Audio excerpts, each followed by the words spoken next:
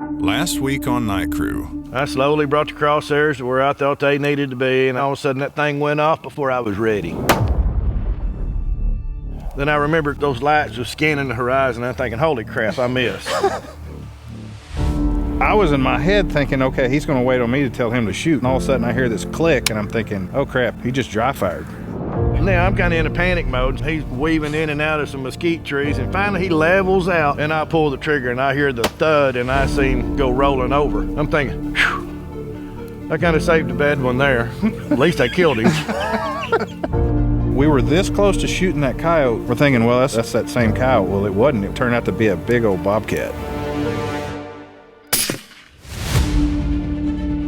So we're sitting there, and we're like, man, that's a cool pig. We're just kind of checking him out. I have my head down, and I hear, I'm thinking, man, did we shoot somebody's pet or what? And I'm looking around, all of a sudden I look up and Chris is gone. And I look up and the truck is steadily driving through the pasture, and Chris looks like an Olympic freaking sprinter.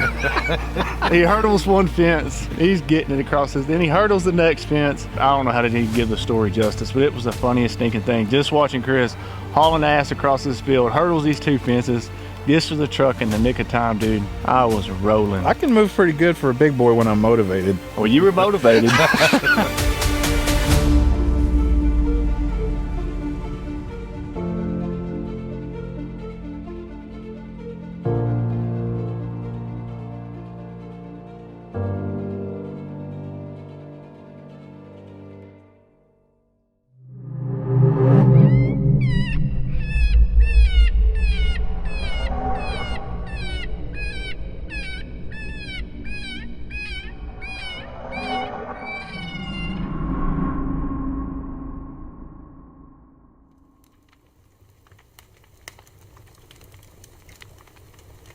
I remember when we first started, it was an experiment for me just as much as it was for you guys. You remember the night, I think we killed 2 or 3 coyotes down in this bottom, and we were kind of trying to get creative with some of the different shots just to kind of give people a different look or a different perspective on things. And I'm like, you know, I wonder what would happen if I were to get behind Gary and actually point the camera back towards the light and let him block the light out. I had the famous butt shot. That was my start, and they didn't know who I was. Everybody saw my butt. The silhouette shot. Put him back down. Oh, this looks freaking wicked with all this steam and stuff. Walk as straight as you can to the truck with him. I remember when I'm holding the camera and I'm like, holy crap, this looks awesome. That night, it was so dead calm. There was steam coming off the ground, and just our breath and the steam coming off the ground, it literally looked like we had 2 fog lamps blowing fog and stuff in the shot. And when you were walking back with those coyotes, I don't think we've shot one that cool since that night.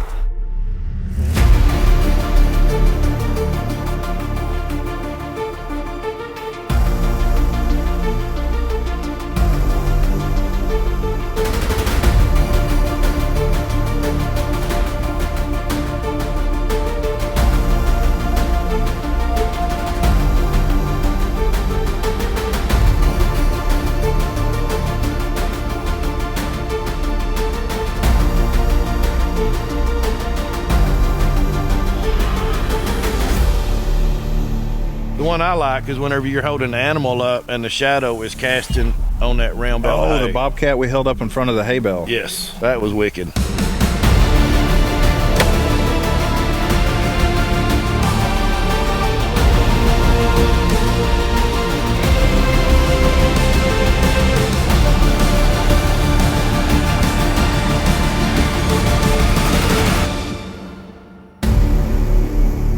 Those are the kind of things to me that add a lot of flavor to the show. One of the cool things that I've kind of took it upon myself, it's probably been 10 years ago now, was all the time-lapse. Some of the time-lapse you've done is just wicked, absolutely wicked. I think it adds a whole new dimension to the show. I was on the internet one day and I seen these cool time-lapse this guy was shooting up in South Dakota. So I thought, man, that would be really, really good for a night hunting show. I went up there, I decided, you know, I'm gonna see if the guy will take me out for a few nights and help teach me how to shoot some of this stuff. And man, we set up probably one of the coolest time-lapse we've ever shot of this old house.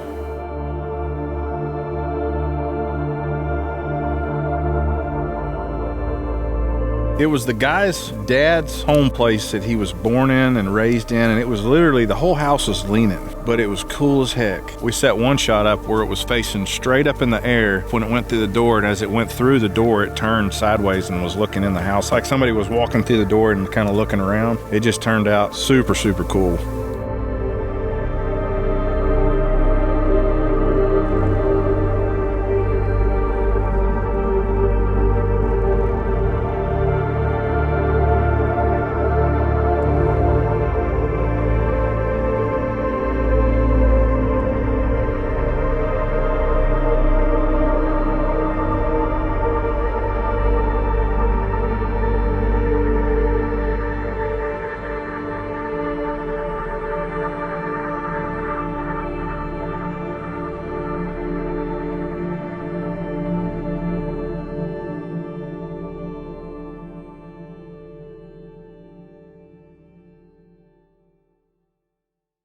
Best kill of all time. What do you mean best kill of all time? It could be daytime, nighttime, just any kill that we've ever had on the show that sticks out in your mind that was your favorite. I've got mine. Oh, man, What is it? I'd have to think. The New Year's Day stand, where we call 3 coyotes up off the same creek. They come through the same gate and come to us. But the first one, the picture before I pull the trigger with him coming up over that terrace, it looks like something that National Geographic would put on TV. I'm thinking this can't be real. This coyote is as big and as pretty as he is and staring a hole through us. And I'm thinking, make the shot count, make the shot count. Because this is some of the most incredible footage. Just him peering over the top of that terrace, it was one of the prettiest coyotes that I'd ever shot. This one's hard to top for me because everything was just perfect. And what's even crazier is only 2 minutes later, it happened again in the exact same spot. When it's meant to be, I guess it's just meant to be. The 2 best coyote kills we've ever gotten to date, back to back, less than 10 feet apart. Mine would have to be the bobcat we called up. I think it's already been on the show, but mind you, a couple of nights before I missed a bobcat at about 25 or 30 yards. Just flat missed him. Then my little 7-year-old son, he reminds me of it quite often. And anyways, he goes with us and we're sitting there calling and calling and calling. We call this cat all the way across this pasture. I done had this, like you said before, I done had him loaded in the truck. I done was petting his fur, looking at his eyes, everything. I freaking whiffed vigor. Well, actually, I think I grazed him about, shaved the hair on him, but. And it's a pasture right by the house that we drive by all the time. He's like, hey, you remember you missed that bobcat right there? Yeah, I remember. Then we was going to call another spot. We called up a bobcat, and I was thinking the same thing. Don't screw this up. Don't screw this up. Dude, this cat comes out of this cedar thicket at, I don't know, 150 so yards. We call this sucker all the way across that pasture right to us. It is freaking picture perfect. Really good footage. And I'm thinking the same thing. Don't do that again, you idiot. Anyways, we whacked him, and it was really good footage. That's probably, for me, for a cat kill, I would say that's probably, if I had to rank them from like the best quality to like the least quality, that would probably be up there. It'd be in the top 2, I would think. But I think my favorite as far as just a coyote kill, you remember the one that we called up and he was just walking real slow that first night with Tyler? Not that one's cool, but the one after that, when we parked, he kind of made a loop around us and he went by this, looked like hay ring or something right there. I don't know what it was about that coyote, but just like everything was just absolutely picture perfect. He comes up there and poses for the camera and stops, and you whacked him. Yeah, I forgot about that one. That was an awesome kill.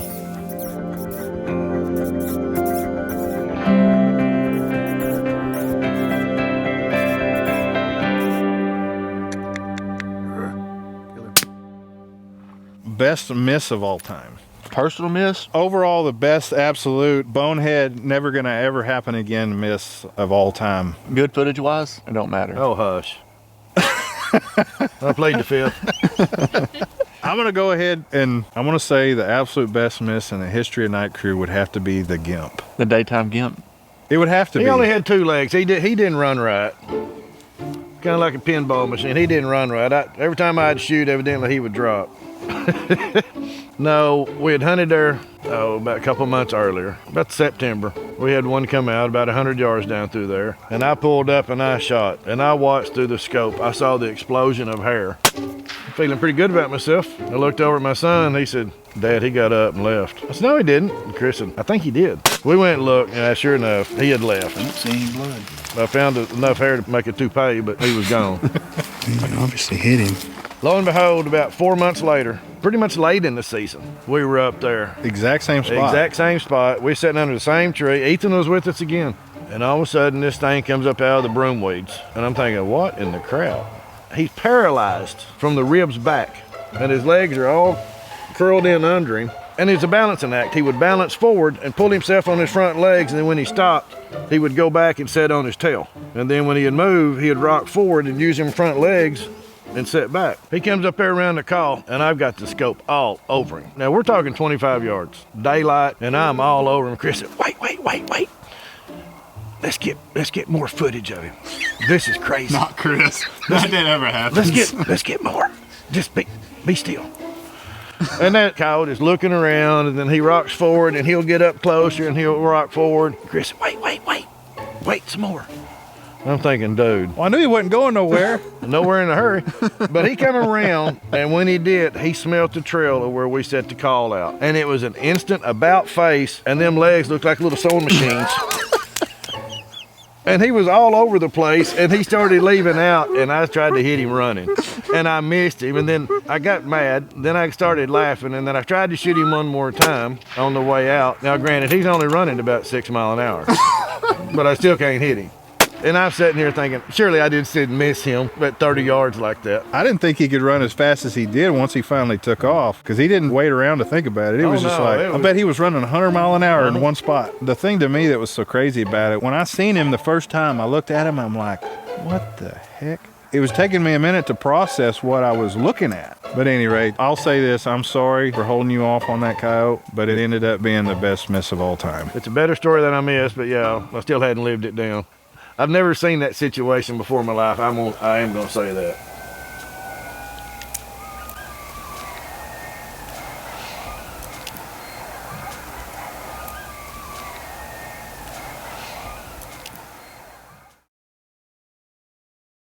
I felt like it was kind of good for us to just kind of get together and just kind of celebrate and being able to go out and do what we do. I feel like we're super blessed and fortunate to be able to have the ability to go out and do what we do, you know? So we better thank goodness we got some pretty good wives.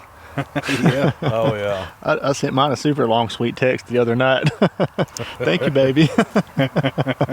I may be a little bit late. All I get is don't wake me up when you get home. Come in quietly. Without the other half on every one of us, I don't think we'd be able to pull this off. Oh, no. It takes an understanding one for sure. I think my wife knows it. I enjoy it, so it takes a lot of time, man, but it's rewarding in the end. Oh, yeah. You know, it's one thing to just go out and hunt, but to be able to film it and relive it over and over anytime you want to with your kids or grandkids or whatever. Yeah, that's something. Gary probably feels the same way, but that's something whenever I'm old and probably dead and gone, my kids can always go back to YouTube, you know, or wherever and find them old videos of their dad. And that's something that they would cherish, you know. Oh, yeah. This is what my dad did. They'll have it forever. Sometimes there's certain things you just have to see to believe. And what you're about to see is something that to this day, I still have mixed emotions about. In the end, we did the right thing. But man, this really shows how coyotes are true survivors. Man, he said, there's a coyote over here, and my neighbor's been after me. We need to get this coyote killed. Said he's running his dog off and eating the dog food off his back porch. And I'm thinking, yeah, whatever. You know, I know coyotes will come up in yards, but as far as running the dog off, of course, you know, I'm just saying this quietly to myself. And so we go down behind the man's house. We pick a set of eyes up down in there. I said, psst, psst, psst, Chris, we got eyes. They went about 30, 40 yards, and all of a sudden they disappeared. And I'm thinking, where'd he go? And we shine, and we look, and we look, and we look. This is before the days of thermal. And I'm thinking, I guess he left. About the time the eyes show up again in the same spot where they left. And all of a sudden they come about another 50 yards closer, then all of a sudden they disappear again. And I'm thinking, what's going on here? 2 or 3 minutes goes by, about the time the eyes show up again, and they get closer. When he finally gets within about 80 or 90 yards, he finally hits an area of the pasture where the grass is not quite as tall. And it was a 3-legged coyote. He had a little stub that was about 5 inches long on the front shoulder. And he was 3-legging his way in until he got tired. When he got tired, he would just lay down and rest. And then when he got his energy, he'd get up and he would come about another 30, 40 yards closer. Then all of a sudden he would stop and lay down again. It was absolutely crazy.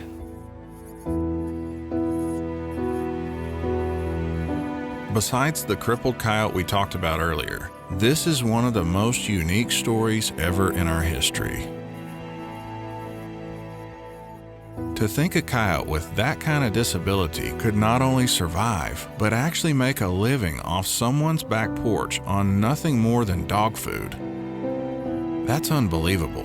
It was a big old coyote too. He was huge. He'd been eating a lot of dog food. And I got to thinking, well, here I was, not really believing this story, not really wanting to call him a liar, but all of a sudden now we kill a coyote. That's about twice as big as anything we've shot in quite a while. Probably the easiest meal that thing could find, you know? Being in that shape to be as big as he was eating good somewhere. He had to be eating dog food. He's eating I that mean, old because Roy. there's no way he could catch anything to eat it.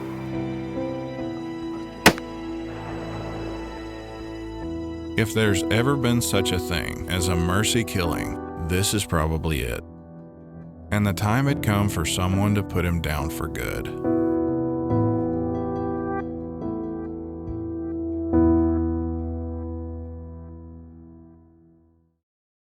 Okay, I gotta tell this story. We don't have video of it, which it really sucks. But one of the funniest things that ever happened with me and him. He's gonna know what I'm about to tell. Well, I got to give my defense after you say this. Okay, so last year we filmed a show calling pigs into some lights. So we're in the process of trying to get pigs to come to the Fox Pro, hit them with the light and call them up and get footage of it. So we're cruising down this road. I'm creeping down the road and I'm hanging out the window. I'm like literally sticking out the side of the driver's door, just looking to see if there's anybody down the road. And I'm leaning out my door. He's leaning out on the opposite side. Yeah, he's leaning out the passenger door, and all of a sudden I see this pig, and I'm like, "You want to try this one? There's one right here."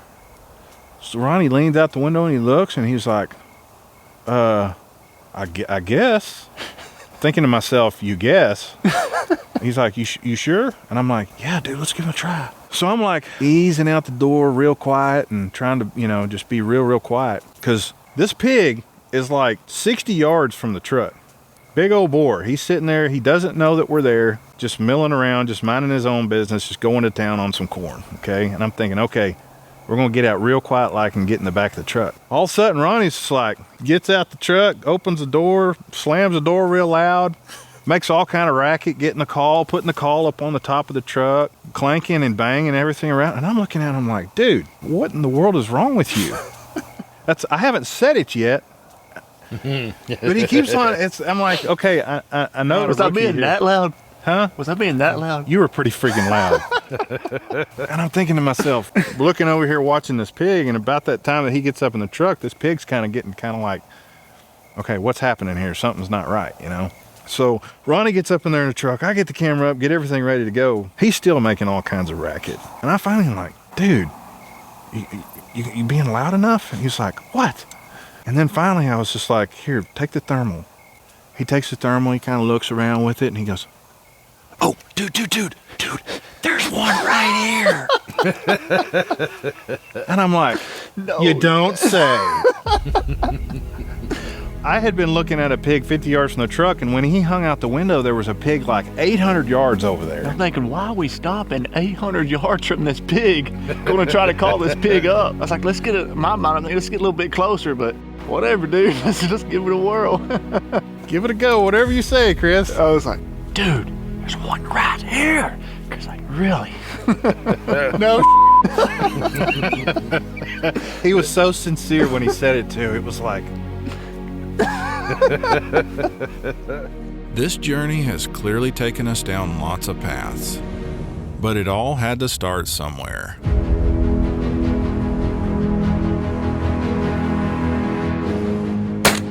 It's a way to start my first call of the year with them.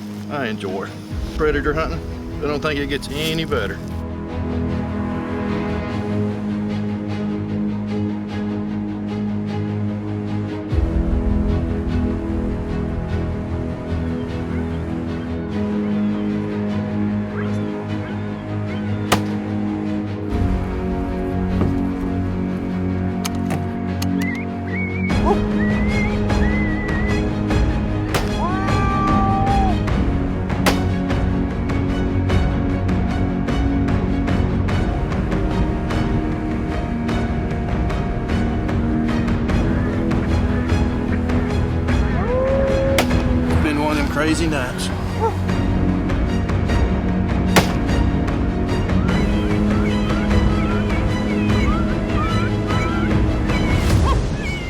Then Night Crew TV was born.